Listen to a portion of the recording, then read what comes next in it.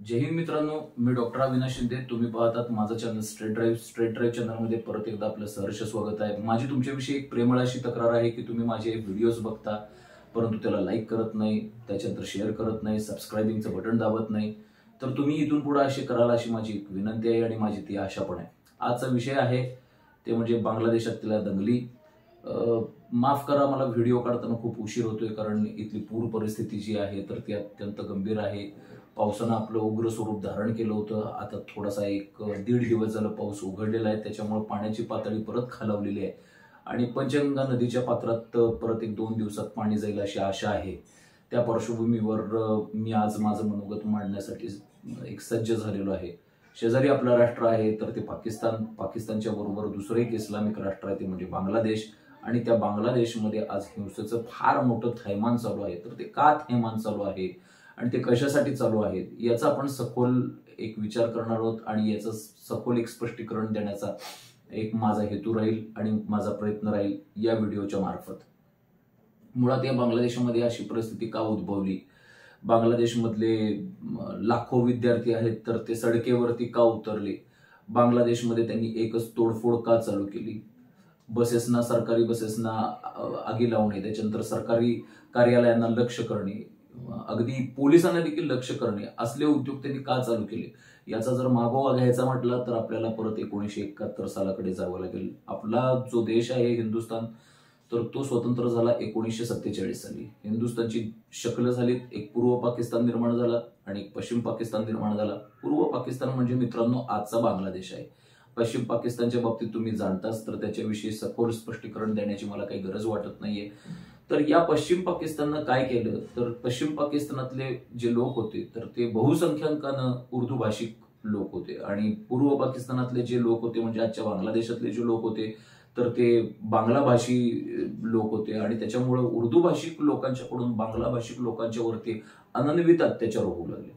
मित्रांनो, या निमित्तानं मला एक गोष्ट तुमच्या समोर मांडायची आहे की ज्या वेळेला हे जे लोक आहेत तर ते धर्माच्या आधारित राष्ट्राची निर्मिती करतात, विशेष करून इस्लामिक राष्ट्रांची निर्मिती ज्या वेळेला ते करतात तर त्यावेळेला ते एक त्यांच्या हेतूमध्ये यशस्वी देखील होतात आणि यशस्वी होऊन त्यांची ज्या वेळेला मुख्यत्वे करून इस्लामिक राष्ट्राची निर्मिती होते तर त्या निर्मितीनंतर देखील ते गुण्यागोविंदानं नांदत नाहीत. ते एकमेकांच्या वरती देखील तू खरा मुस्लिम की मी खरा मुस्लिम असे जे वादविवादाचे जे प्रकार आहेत तर ते त्यांच्यामध्ये घडतात आणि ते वादविवादाचे जे प्रकार आहेत तर ते कुठले व्यासपीठीय पातळीवरती जाऊन पोचत नाहीत. ते फक्त बंदुकीच्या पातळीवरती सोडवले जातात आणि लोकशाही मार्गाने सोडवण्याच्या ऐवजी हुकुमशाही मार्गाने सोडवणे, त्याच्यानंतर हिंसेचा अवलंब करणे यासारख्या पातळीवरती ते त्यांचे जे अडचणी आहेत तर ते सोडवल्या जातात. पूर्व पाकिस्तान आणि पश्चिम पाकिस्तानच्या बाबतीत देखील अशीच एक घटना झालेली आहे 1971 साली की पूर्व पाकिस्तानच्या लोकांच्या वरती ते फक्त बांगला स्पीकिंग लोक आहेत याच्यासाठी पश्चिम पाकिस्तानच्या उर्दू स्पीकिंग लोकांच्याकडून त्यांच्यावरती अनन्वित अत्याचार केले गेले. जातीय दंगली उसळल्या तिथं आणि त्या दंगलीमध्ये फार मोठ्या प्रमाणामध्ये माणसं मृत्युमुखी पडली. ती माणसं जी आहेत आजच्या बांगलादेशातल्या आणि त्यावेळेच्या पूर्व पाकिस्तानातले तर ती माणसं आपल्याकडे यायला लागली ते रेफ्युजी म्हणून. आणि त्यावेळेच्या आपल्या पंतप्रधान होत्या कणखर राशा आणि निधड्या छातीच्या पंतप्रधान होत्या इंदिरा गांधी. आणि इंदिरा गांधींना काहीतरी त्याच्यावरती ऍक्शन घेणं हे भाग पडलं. त्याच्यामुळे इंदिरा गांधींनी पाकिस्तान विरुद्ध युद्ध पुकारलं कारण फार मोठ्या प्रमाणात निर्वासितांचा प्रश्न आवासून आपल्या हिंदुस्थानच्या सरकारपुढे उभं राहिला होता. आणि हिंदुस्थानचं सरकार आजवर कुठच्याही पक्षाचं असू दे ते मानवतावादी भूमिकेतूनच साथ देतं आणि मानवतावादी भूमिकेतून साथ देणं, लोकशाही मूल्यांचा विचार करणं, लोकशाही मूल्यांची जपणूक करणं हे हिंदुस्थानच्या सरकारचं आतापर्यंतचं कर्तव्य राहिलेलं आहे आणि हिंदुस्थानचं सरकार त्या दिशेनं अग्रेसित आहे. त्यामुळे कुठल्याही परिस्थितीमध्ये या पूर्व पाकिस्तानातल्या लोकांच्या वरती जे अनन्वित अत्याचार झालेले आहेत तर ते इथून पुढे होऊ द्यायचे नाहीत. या मानवतावादी दृष्टिकोनातून इंदिरा गांधींनी पश्चिम पाकिस्तानच्या विरोधात युद्ध पुकारलं आणि त्या युद्धामध्ये शेख मुजीबुर रहमान नावाची एक व्यक्ती होती. तर त्या शेख मुजीबुर रहमान नावाच्या व्यक्तीनं पश्चिम पाकिस्तानच्या विरुद्ध अत्यंत मोठा लढा दिला. जसा लढा एखाद्या स्वातंत्र्य संग्रामामध्ये दिला जातो, जो त्या तडफेनं लढला जातो आणि जो त्या त्वेषानं लढला जातो, तसं शेख मुजीबुर रहमान यांनी आपलं सर्व पणाला लावलं आणि शेख मुजीबुर रहमान यांचे पाठीराखे जे होते, त्यांचे जे कार्यकर्ते होते, तर त्यांनी देखील आपलं स्वतःचं सर्वस्व पणाला लावलं. आपल्या घरावरती देखील तुळशीपत्र त्यांनी ठेवलं आणि पश्चिम पाकिस्तानच्या विरोधात त्यांनी संघर्ष केला. अर्थातच त्याला जो पाठिंबा होता तर तो इंदिरा गांधी आणि भारताच्या सैन्याचा त्यांना पाठिंबा होता. 1971 साली पाकिस्तानचं जे सैनिक होते 92,000 युद्ध कैदी जे होते तर ते आपल्याला दाती तृण धरून शरण आले आणि त्यांनी अक्षरशः हातापाया पडले हिंदुस्थानच्या आर्मीच्या समोर. हिंदुस्थानच्या आर्मीच्या समोर त्यांनी एक करार त्याच्यावरती स्वाक्षरी केली की आम्ही इथून पुढं पूर्व पाकिस्तानातल्या लोकांचा आणि आमचा काही संबंध नाहीये आणि पूर्व पाकिस्तानच्या देशाला एक बांगलादेश म्हणून पश्चिम पाकिस्ताननं त्यावेळेला मान्यता दिली आणि आपले 92,000 युद्ध कैदी कसे बसे हिंदुस्थानच्या तावडीतून सोडवले. हिंदुस्थानविषयी असं म्हटलं जातं की 92,000 युद्ध कैदी ज्या वेळेला तुमच्या ताब्यात सापडले होते त्याच वेळेला तुम्ही काश्मीर प्रश्नाचा जो निवाडा आहे तो त्या पद्धतीने ब्लॅकमेलिंग पद्धतीमुळे तुम्ही करायला पाहिजे होता. परंतु त्यावेळेला तसं झालं नाही. इंदिरा गांधी यांनी तसं का केलं नाही. एक फुटबॉलमध्ये एक म्हण आहे की dribbling ball is not important but scoring goal is important. जर फुटबॉलच्याच भाषेमध्ये जर बोलायचं म्हटलं तर इंदिरा गांधी यांनी फक्त बॉल पळवत नेला आणि जे 92,000 युद्ध कैदी आहेत तर ते सोडवण्याच्या बदल्यात त्यांनी काश्मीरचा गोल काही मारू शकला नाही. तर हा विषय आहे तर तो वेगळा आहे. परत आपण त्या विषयावरती एक कधीतरी व्हिडिओ बनवूया. परंतु त्याच्यानंतर मात्र पश्चिम पाकिस्तानापासून फुटून पूर्व पाकिस्तानची निर्मिती झाली आणि पश्चिम पाकिस्तान पासून फुटून ही जी बांगलादेशची निर्मिती झालेली आहे तर तो पाकिस्तानच्या अस्मितेवरती फार मोठा घाव घातला गेला होता. कारण यांनी कुराणाच्या शपथा खाऊन आणि हिंदू आणि मुस्लिम हे वैरी आहेत अशी एक धारणा करून हिंदुस्थानपासून हे लोक फुटून निघाले होते आणि हे लोक फुटून निघाल्यानंतर एक केवळ 30 वर्षात देखील ते एकमेकांच्या बरोबर राहू शकले नाहीत आणि इस्लाम हा जो समान दुवा आहे तो त्यांना एक खंडित होण्यापासून वाचवू शकला नाही. हा विषय अर्थातच वेगळा आहे आणि जवळजवळ जगातल्या सर्व इस्लामी राष्ट्रांची ही शोकांतिका आहे. गरिबी, भ्रष्टाचार, बेरोजगारी आणि वाढती लोकसंख्या, त्याच्यानंतर एक बकालपणा यांनी सर्व इस्लामिक राष्ट्रांना घेरलं गेलेलं आहे. मग ते इराक असू दे, इराण असू दे किंवा येमेन असू दे, तुर्की असू दे किंवा अल्जेरिया, तुर्कस्तान वगैरे ह्या सगळ्या गोष्टींचा या सगळ्या देशाचा त्याच्यामध्ये समावेश होतो. तर पश्चिम पाकिस्तान पासून फुटून ज्या वेळेला पूर्व पाकिस्तानची निर्मिती झाली तर त्याच्या निर्मितीचे जे शिल्पकार होते बांगलादेशचे ते होते शेख मुजीबुर रहमान. आणि शेख मुजीबुर रहमान यांची स्वातंत्र्य सेना जी होती तर तिथले जे वीर होते तर त्यांनी सर्वस्व आपल्या पणाला लावून आपल्या प्राणाची देखील पर्वा न करता ह्या उर्दू भाषिक पश्चिम पाकिस्तानी लोकांच्या विरोधात आणि त्यांच्या आर्मीच्या विरोधात जो संघर्ष केला तर तो हा संघर्ष शब्दामध्ये न वर्णन करण्यासारखा आहे. एक इतिहासामध्ये एक सोनेरी पान म्हणून त्याचा उल्लेख आपल्याला करता येतो.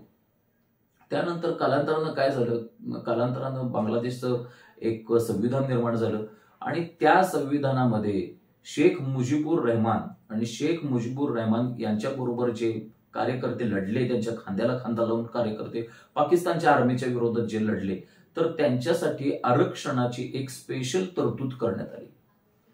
बांगलादेशच्या घटनेनुसार जे आरक्षण आहे तर ते जवळजवळ 56% आहे. तर त्याच्यातलं 30% जे आरक्षण आहे तर ते शेख मुजीबुर रहमान यांच्याबरोबर जी घराणी लढली होती तर त्यांच्यासाठी आहे आणि उरलेलं जे आरक्षण आहे तर ते प्रत्येक घटकांमध्ये विखुरलं गेलेलं आहे. बांगलादेशमध्ये हिंदू जे आहेत तर ते अल्पसंख्याक आहेत. अर्थातच त्या अल्पसंख्याक हिंदूंच्यासाठी देखील 3% आरक्षण आहे. आणि आत्ताच्या कालावधीमध्ये बांगलादेशमध्ये जे आरक्षण आहे, ज्या आरक्षणाच्या पद्धती आहेत तर त्या पद्धतीच्या विरोधात एक फार मोठा असंतोष निर्माण झाला. मित्रांनो, ज्या वेळेला 2019 आणि 2021 साली कोविडच्या पहिली लाट आणि दुसरी लाट आली, पहिल्या लाटेमध्ये तर बहुतांशी जी राष्ट्र होती तर ती तरली, परंतु दुसऱ्या लाटेमध्ये बऱ्याचशा राष्ट्रांची विकेट पडलेली आहे. त्याच्यामध्ये एक बांगलादेश होता. बांगलादेशमध्ये जे सरकार आहे तर ते त्यावेळच्या कोरोनाच्या परिस्थितीला हँडल करण्यासाठी असमर्थ ठरलं आणि त्यामुळे बेरोजगारी आणि भ्रष्टाचाराची जी बजबजपुरी आहे तर तिथं ते फार मोठ्या प्रमाणात माजले. सरकारी जे अधिकारी आहेत तर ते मुजोर झाले, शिरजोर झाले आणि ज्या पद्धतीनं एक राष्ट्र दुसऱ्या राष्ट्राच्या वरती युद्ध जिंकल्यानंतर ज्या पद्धतीनं अत्याचार करतात त्या पद्धतीनं तिथल्या लोकांच्या वरती सरकारी लोकांच्याकडून एक अत्याचार सुरू झाले. त्याचा एक रोष तिथल्या विद्यार्थ्यांच्या मनामध्ये होता. तिथल्या लोकांना बेरोजगारीशी तोंड द्यायला लागते. बेरोजगारीची समस्या तिथं आव असून उभी आहे. एकतर इस्लामी राष्ट्रांमध्ये कुठल्याही पद्धतीचं संतती नियमनाच्या साधनांचा वापर करणं म्हणजे ते हराम समजलं जातं. त्यामुळे ते लोक कसेही वागतात, काहीही करतात आणि त्यांच्या दृष्टिकोनातून एकच काम तिथं शिल्लक राहिलं असतं ते म्हणजे लोकसंख्या वाढ. त्यामुळे बहुतांशी इस्लामिक राष्ट्रांमध्ये लोकसंख्या वाढीचा जो प्रश्न आहे तर तो आवासून उभा राहिलेला आहे आणि त्याला बांगलादेश हा अपवाद नाहीये मित्रांनो. बांगलादेशमध्ये लोकसंख्या वाढ एवढी मोठ्या प्रमाणात वाढल्यामुळं, सरकारी यंत्रणेमध्ये भ्रष्टाचाराची कीड लागल्यामुळं सामान्य जनतेवरती फार मोठ्या प्रमाणात अत्याचार सुरू झाले आणि तिथल्या सामान्य जनतेच्या मनामध्ये असा प्रश्न उभा राहिला की ते इंग्रज गेले तर ते इंग्रजांची राजवट बरी का ही राजवट बरी, असा त्यांच्या मनामध्ये प्रश्न उपस्थित राहिला. या असंतोषाला जी काडी मिळाली तर ती बांगलादेशच्या विरोधी पक्षांच्याकडून मिळाली. बांगलादेशमध्ये सध्याचं जे सरकार आहे तर ते शेख हसीना यांचं सरकार आहे. शेख हसीना जे आहेत तर ते हिंदुस्थानमध्ये आहेत. शेख हसीना म्हणजे मुजीबुर रहमान यांच्या कन्या मित्रांनो. तर त्या शेख हसीना यांचं जे सरकार आहे तर ते बहुतांशी हिंदुस्थानच्या बाजूनं कल असणारं सरकार आहे. त्यांचे जे निर्णय असतात तर ते हिंदुस्थानच्या बाजूनं निर्णय असतात सर्व. याच्या उलट बेगम खालिदा जिया यांचं जे सरकार होतं, जे मागच्या 5 वर्षामध्ये आलं होतं, तर ते खालिदा जिया यांचं जे सरकार होतं तर ते चीन आणि पाकिस्ताननं सपोर्ट केलेलं सरकार होतं आणि हिंदुस्थानच्या विरोधी निर्णय एक देखील सोडायचा नाही या पवित्रनच जणू ते आल्या होत्या सत्तेवरती आणि त्यांनी सत्तेवरती आल्यानंतर फटाफट हिंदुस्थानच्या विरोधात निर्णय घेतले होते आणि कर्मधर्म संयोगानं त्यांना त्याचं फळ मिळालं. तिथल्या जनतेनं त्यांना कट्ट्यावरती बसवलं आणि त्या परत काही निवडून आलेलं नाहीये. त्यामुळे शेख हसीना यांचं जे सरकार आहे हिंदुस्थानमध्ये तर ते तिथं आता खुर्चीवरती आहे. त्यामुळे त्या सरकारला अस्थिर कसं करायचं, त्या सरकारला पाडायचं कसं, हे आपल्या इथं पहिल्यांदा चालूच असतं. आपल्या इथं पण नरेंद्र मोदींचं सरकार जे आहे तर ते अस्थिर करण्यासाठी आणि परतच्या वेळी नरेंद्र मोदी सत्तेवरती येऊ नये त्याच्यासाठी संविधान बचाव आणि हे नरेंद्र मोदी सरकार आल्यानंतर संविधान हटवणार आहे, आरक्षण हटवणार आहे, आरक्षणाची मर्यादा नष्ट करणार आहे, असा जो अपप्रचार केला जात होता. तर या पद्धतीनं तिथं प्रचार केला गेला आणि विद्यार्थ्यांच्या, हे विद्यार्थी काय असतात, विद्यार्थी हे सर्वसाधारणतः 18 ते 25 वयोगटातले असतात. 18 ते 25 वयोगट जो असतो तर तो एकदम मुसळ्या मारणाऱ्या रक्ताचा तरुण वर्ग असतो आणि त्या तरुण रक्ताच्या ज्या असंतोषाला बत्ती देण्याचं काम बेगम खालिदा जिया यांच्या विरोधी पक्षानं केलेलं आहे आणि त्यामुळे ते विद्यार्थी संतप्त झाले आणि आरक्षणाच्या विरोधात त्यांनी फार मोठी एक आंदोलनाची निर्मिती केली. जसं आंदोलन शाहीन बागेमध्ये उभारलं होतं, जसं आंदोलन किसान आंदोलन उभारलं होतं, जे आंदोलन जाट समाजानं मध्ये उभं केलं होतं तुमच्या शेतकऱ्यांना पाठिंबा देण्यासाठी, जे आंदोलन पाटीदार समाजाचं झालं, ही सगळी आंदोलनं जी होती तर ती हिंसक आंदोलन होती. मला अभिमान वाटतोय की मराठा आरक्षणाचं जे आंदोलन झालं महाराष्ट्रामध्ये तर त्याला कुठल्याही प्रकारची हिंसेची किनार नव्हती आणि मराठा समाजानं आंदोलन जे आहे तर ते शांततेने केलं. परंतु मराठा समाजाचा जो शांतता पूर्ण मार्गाचा अंगीकार आहे तर तो काही बांगलादेशमधल्या विद्यार्थ्यांनी केलेला नाहीये. बांगलादेशच्या विद्यार्थ्यांचं एकच म्हणणं होतं, आम्ही बेरोजगारीला सामोरं जातोय ना, तुम्ही आरक्षण का ठेवताय? आम्ही भ्रष्टाचाराला सामोरे जातोय ना, तुम्ही आरक्षणाची पावती का फाडताय? आम्ही एवढं डेली प्रॉब्लेम्सला सामोरे जातोय, आमच्या खिशात पैसा नाहीये आणि पूर्णपणे देश आरक्षणाची मखलाशी करतोय. कारण का, त्यावेळच्या कॉन्स्टिट्यूशनमध्ये, त्यावेळच्या संविधानामध्ये लिहून ठेवलेलं आहे. ते संविधान देखील आता बदला म्हणून तिथं मागणी सुरू झाली. 1971 सालचं जे संविधान आहे तर ते आता 2024 पर्यंत तुम्ही ठेवताच कसं, असे हे तरुण विद्यार्थी जे आहेत तर ते सरकारला प्रश्न विचारू लागले आणि सरकारनं त्याच्या विरोधातच अर्थात भूमिका घेतली आणि त्यामुळे हिंसेचा एकच भडका उडाला. जिथं दिसल ते वाहन जाळपोळ करणे आणि जिथं दिसल तिथं त्या सरकारी कार्यालयांवरती दगडफेक करणे, त्याच्यानंतर सरकारी कर्मचाऱ्यांना घुसून मारणे, असे जे प्रकार आहेत तर त्या विद्यार्थ्यांनी केलेले आहेत. त्यावेळेला त्या सर्वोच्च न्यायालयाला जाग आली. सरकारी मालमत्तेचं करोडो रुपयाचं नुकसान झाल्यानंतर विशेष करून शेख हसीना ज्या आहेत तर त्या परवा दिवशी कुठेतरी दौऱ्यावरती गेला होता. तिथे त्यांनी एक बिल्डिंग पेटवलेली बघितली, एक रेल्वे स्थानक ते कसं पेटवलेलं त्यांनी बघितलं आणि त्यांनी एक उद्विग्नतेनं एक उद्गार काढलेले आहेत की ही अशी छाती होतीच कशी काय यांची, कारण मी तर यांच्यासाठी सगळं हे बांधलंय. हा जो देश आहे तर तो या तरुण वर्गाच्या मालकीचा देश आहे आणि आपल्या स्वतःच्याच देशातल्या साधन संपत्तीचं नुकसान करण्यासाठी हे लोक प्रवृत्त होतात कसे, तर प्रवृत्त ते झाले कारण त्यांना विरोधी पक्षांनी तसं प्रेरित केलं. माझं असं मत आहे की कुठचंही जे आंदोलन असेल तर ते हिंसेच्या पातळीवरती अजिबात जायला नको.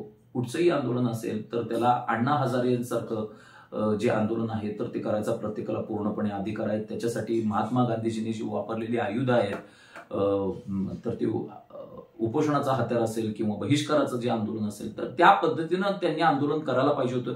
परंतु ते काही महात्मा गांधी नाही आहेत. महात्मा गांधी हे हिंदू समाजात निर्माण झाले हिंदू समाजामध्ये अशी व्यक्ती जी आहे तर ती निर्माण होणं, महात्मा गांधी असतील किंवा अण्णा हजारे असतील, तर ती फार मोठी आश्चर्याची गोष्ट समजली जात नाही. परंतु इस्लाम धर्मीयांच्या मध्ये मुळातच हा धर्म जो आहे तर तो जहालमतवादी आहे, तर त्याच्यामुळे त्या धर्मीयांच्या मध्ये जास्तीत जास्त टेररिस्टच निर्माण होतात आणि अशा धर्मीयांच्याकडून अण्णा हजारे आणि महात्मा गांधी यांच्यासारख्या आंदोलनाची जी अपेक्षा आहे तर ती देखील व्यर्थ ठरेल. आणि त्या विद्यार्थ्यांनी एकच जाळपोळ चालू केली आणि त्या जाळपोळीची दखल जी आहे आणि या दंगलीची दखल जी आहे, पोलिसांच्या गाड्या ज्या आहेत तर त्या सरकारी मालमत्ता आहेत त्या प्रचंड प्रमाणामध्ये नुकसान केलं. अक्षरशः बेगम शेख हसीना ज्या आहेत तर त्या रडल्या आणि त्यांनी रडता रडताच असे उद्गार काढले की हे सर्व तुमचंच असताना तुम्ही त्याच्यावरतीच का दगडफेक करताय, हे सर्व तुमचंच असताना तुम्ही याला का आगीच्या भक्ष्यस्थानी उतरवताय. तर अशा मनाला त्यांच्या वेदना झाल्या आणि त्याची जी दखल आहे तर ती सुप्रीम कोर्टानं घेतली आणि सुप्रीम कोर्टानं शेवटी ते आरक्षण रद्द केलं आणि आरक्षण रद्द करण्याचा ऐतिहासिक निर्णय घेतला. त्याची जी पुढची सुनावणी जी आहे तर ती 5 ऑगस्टला होणार आहे आणि त्यावेळेला त्याचा अंतिम निर्णय होईल मित्रांनो. परंतु जे विद्यार्थी आहेत तर त्यांच्या तोंडानं आता रक्त लागलेलं आहे. ते विद्यार्थी आता काही शांत बसायला तयार नाही आहेत. त्या विद्यार्थ्यांना विरोधी पक्षाकडून फूस आहे. त्यामुळे आरक्षणाची जी मागणी आहे, आरक्षण हटावची जी मागणी आहे तर ती हटावची मागणी सर्वोच्च न्यायालयानं मागणी मान्य करून देखील आणि सर्वोच्च न्यायालयानं त्याला स्थगिती देऊन देखील त्या विद्यार्थ्यांचं कोणत्याही परिस्थितीत समाधान व्हायला काय तयार नाही आहे. त्यामुळे शेकडो विद्यार्थी करोडो रुपयाचं नुकसान आज देखील करतायत आणि बांगलादेश हा पेटलेला आहे मित्रांनो.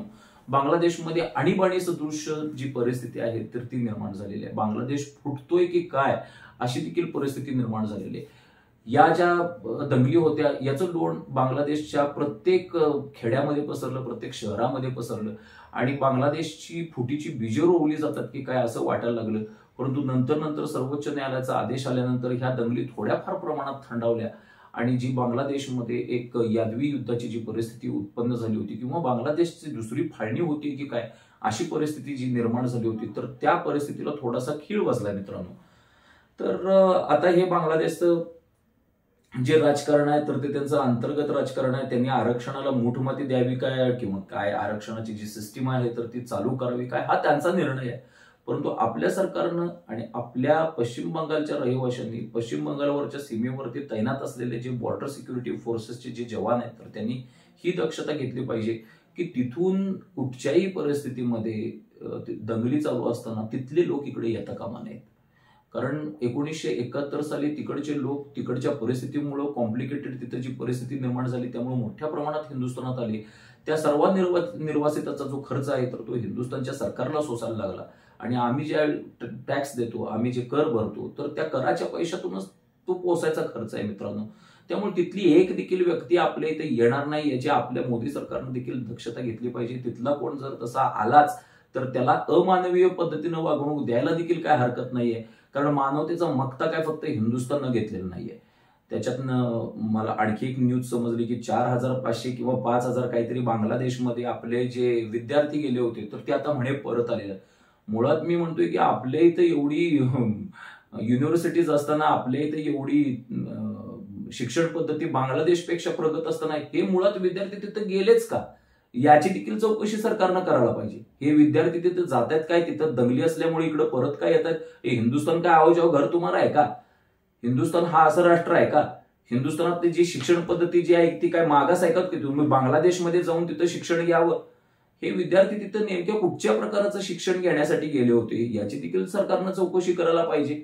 ते जर चांगले शिक्षण घेण्यासाठी जर गेले असतील तर त्यांचं स्वागतच आहे हिंदुस्थानात.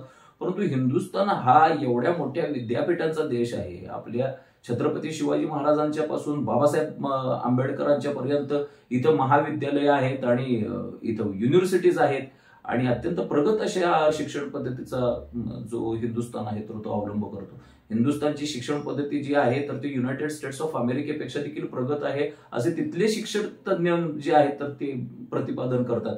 आणि असं असताना हे विद्यार्थी बांगलादेशमध्ये गेलेच कशासाठी आणि कुठल्या प्रकारचं शिक्षण घेण्यासाठी गेले की बांगलादेशमध्ये हरकतुल जिहादी बनण्यासाठी ते गेले होते तर त्याचं देखील हिंदुस्थान सरकारनं चौकशी करायला पाहिजे. तूर्त एवढंच मित्रांनो, देश विदेशातील काही घटना ज्या हिंदुस्थानच्या वरती प्रभाव पाडणारे असतात तर त्या घटना घेऊन मी तुमच्या भेटीसाठी सदैव येईन. तत्पूर्वी माझी परत विनंती आहे की तुम्ही लाईक करा, सबस्क्राईब करा, शेअर करा, जास्तीत जास्त जणांच्या पर्यंत व्हिडिओ माझा पोहोचत राहावा. राष्ट्रवादी विचारसरणीसाठी आणि हिंदुस्थानच्या आर्मीला सपोर्ट करण्यासाठी मी माझं जे काम आहे, राष्ट्रभक्तीची जी भावना आहे, जी ज्योत आहे ती तेवत ठेवण्यासाठी माझं काम सदैव चालू ठेवणार आहे. जय हिंद, जय महाराष्ट्र, वंदे मातरम.